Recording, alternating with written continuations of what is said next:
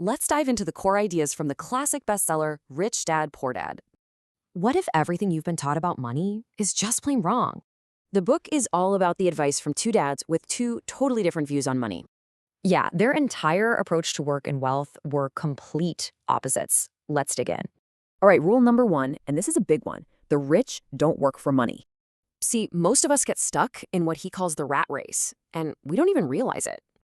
It all starts with fear. The fear of not being able to pay your bills. That keeps you stuck. And then greed kicks in. You get that paycheck, you want more stuff. It's a vicious cycle. So you combine that fear and greed, and boom, that's the trap that keeps you working. Okay, rule two is about financial smarts, and it really boils down to one simple idea. So let me ask you, is the house you live in right now an asset or a liability? It's super simple, really. An asset puts money in your pocket. A liability takes money out. And that's the key difference. The rich focus on buying assets. Simple as that.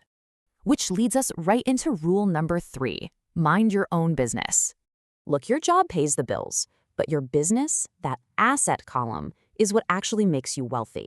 Rule four is about how differently the rich play the game. As an employee, here's how it works. But if you own a business, you get to flip that order around, which is a massive advantage.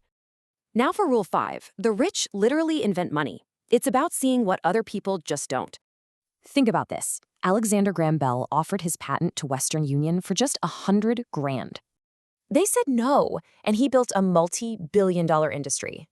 Your mind is your greatest asset.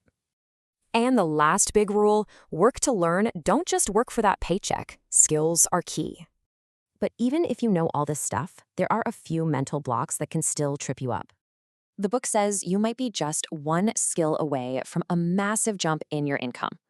So at the end of the day, it's not about working harder. It's about thinking smarter. The whole point is to take action. So the real question is, what's your first step going to be?